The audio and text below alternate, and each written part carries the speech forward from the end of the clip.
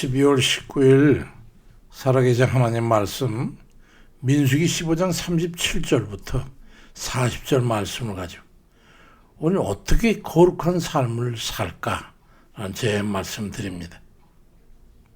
주님께서 우리에게 바라시는 가장 중요한 삶의 모습은 어떤 것이라고 생각하십니까?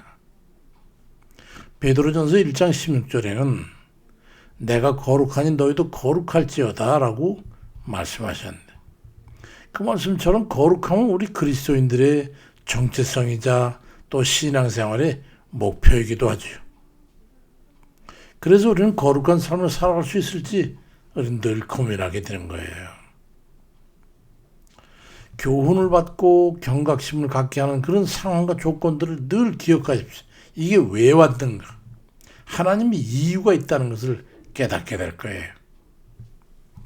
우리 인간은 망각의 동물이라고 하지만은 때로는 이 과거의 우리 아픈 경험이나 뼈아픈 실수 이런 것들을 오랫동안 기억하면서 그런 상황이 되면 금방 긴장하게 되고 교훈을 삼고 브레이크와 나침판 역할을 하게 되죠. 특별히 하나님의 연단을 혹독하게 경험한 사람은요, 그 유사한 상황에 어떤 조짐만 보여도 이내 벌써 마음과 정신을 가다듬고 하나님 앞에 겸비하는 모습을 보죠. 그때 내가 하나님 혼났는데 이게 이제 자라보고 놀란 것은 소똥 공부 놀란다고 하는 말과 같은 거예요.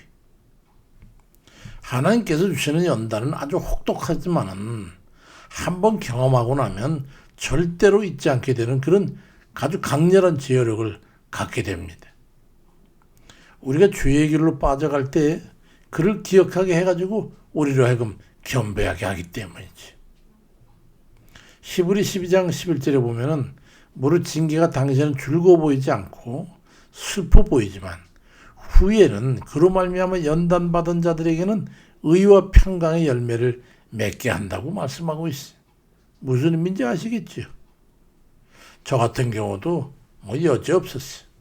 소년세는 너무 가난해가지고 하루 세 끼 밥도 제대로 먹을 수 없었던 그런 적이 있었고, 사이사철 옷 한 가지가 제대로 없어가지고 여름 난방 하나 누님이 사준 거 가지고 8년간을 입은 나중에 등이 비어지는 그런 적도 있었어요. 그러니 딴짓하려야 할 수 없는 그런 상황을 통해 가지고 독서와 또 인생의 삶에 대한 의미를 알고자 하는 그런 철학적 사명에 심취하는 그런 기회를 갖게 됐어요. 제게 인생에 아주 귀한 그런 기회였죠. 그런가 하면 약간이라도 경거망동하게 되면 영락없이 그저 지병이 발병해가지고 극심한 고통에 이르게 되니까 방종할 수가 없는 거예요. 나이 50 중반 넘을 때까지 그러다 보니까 조금만 봐만 항상 알았어요 아버지. 이게 항상 겸비하는 그런 삶의 습관이 몸에 배게 되더라고요. 이처럼 하나님은 우리가 죄악의 물결에 휩쓸리지 않도록 또 때로는 아픈 경험을 통해서 생명의 길로 우리를 인도하시는 거예요. 우리를 경건과 거룩함을 위한 그런 겸비함으로 이끄는 고난의 경각심을 우리는 잊지 말아야 합니다. 이스라엘 백성들에게 옷단에 청색 술을 달아서 경고를 삼으셨는데 눈에 보이는 표정으로 하나님의 경고를 잊지 말고 기억하도록 해서 이스라엘 백성들이 옷단 위에 청색 술을 달도록 해서 그 표정을 삼으셨어. 민수기 15장 39절에 보니까 이 술은 너희가 보고 하나님의 모든 계명을 기억하여 준행하고 너희를 방종하게 하는 자기의 마음과 눈의 욕심을 따라서 음행하지 않게 하기 위함이라고 그 목적에 대해서 설명하고 있어. 살아오면서 아직도 이런 제어장치 하나 없었다면 그건 스스로 잘 겸비하시기 바랍니다. 큰 위험이 한 번에 하나님 아주 깨고자 하시면은 도가니 깨지듯이 깨져가지고 주워 담을 수도 없어요. 그런 경각을 위한 하나님의 고난에 지혜롭게 처신해야죠. 이게 방종하고 방만한 인생을 운영했다가는 큰일 납니다. 이스라엘 백성에게 청색술이 경고등 역할을 했던 것처럼 우리도 하나님의 이 통제, 통제라고 그럴까요? 그걸 깨닫게 하는 고난을 통해 가지고 경고등이 켜지면 얼른 깨달아야 돼. 급히 나는 하나님 백성이지.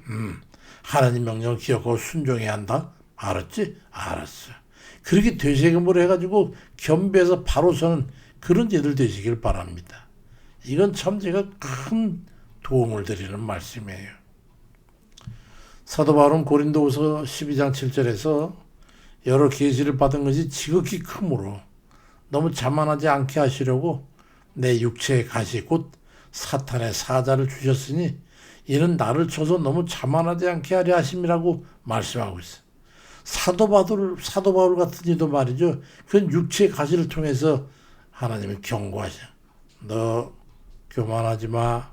네가 뭐좀 한다고 네가 하나님인 줄 알아? 이렇게 해가지고 말이에요. 교만해질 때마다 겸손하게 만드는 경고등을 켜줬어요. 그것이 어떤 것인지는 자세히 기록은 없지만 어떤 전승을 보면은 다메섹 도상에 있어서는 눈이 먼 사건으로 인해 가지고 그는 평생에 눈병이 있었던 걸로 전해지고 있습니다. 얼마나 괴롭겠어요? 저는 그거 잘 압니다.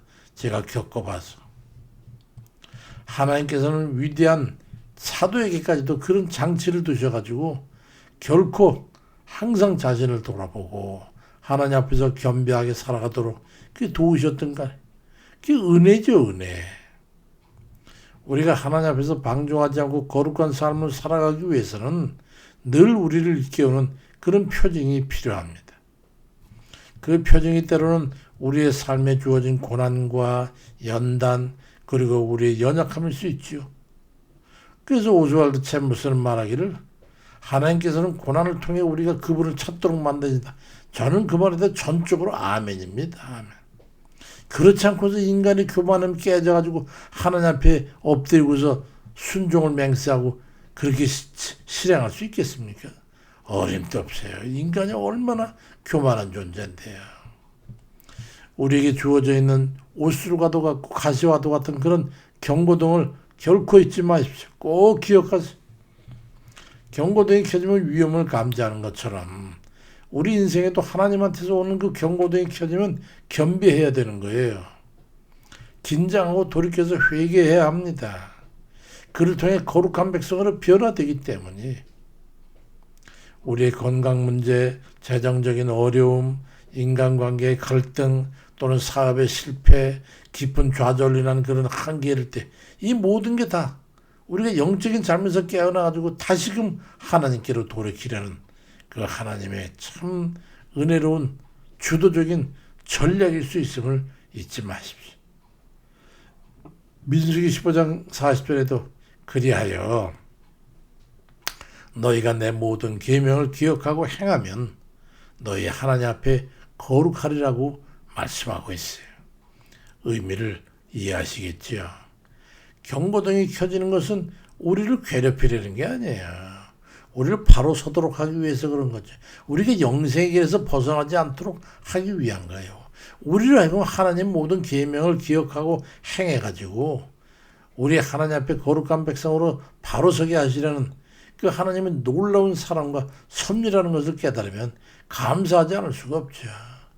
저는 거 생각할 때마다 눈물이 나요. 너무 감사하고 때로는 가슴 한편에 너무 아팠던 기억 때문에 말이죠. 그러므로 언제든지 경고등이 켜지면 얼른 겸비해서 하나님 앞에 무릎 꿇고 하나님 알았어요. 아버지 알았어요. 그런 우리 형제님들 그런 계획을 삼으시길 바랍니다. 늘 과속으로 일 삼던 운전 사람이 있었어요. 그런 퇴근길에 과속해서 달리는 중에 갑자기 자동차 계기판에 엔진 경고등이 켜졌어. 무시하려고 했지만 이내 엔진이 불안정해지고 문제가 생겼는데 그런 불안감이 휩싸여가지고 얼른 줄이고서 가까운 정비소로 가보니까 엔진 제어 장치에 문제가 있어가지고 그냥 갔으면 큰 사고를 당할 수 있다는 걸 알게 됐어요. 그 후로는 과속하는 운전 습관을 고치게 되었답니다.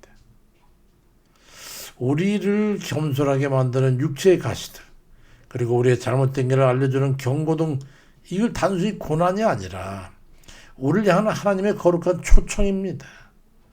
이 모든 것을 감사함으로 주님 뜻에 순종해가지고 늘 자신을 돌아보는 겸비하는 마음을 살아갈 때 우린 진정으로 거룩한 하나님 백성의 모습을 갖게 될 거예요.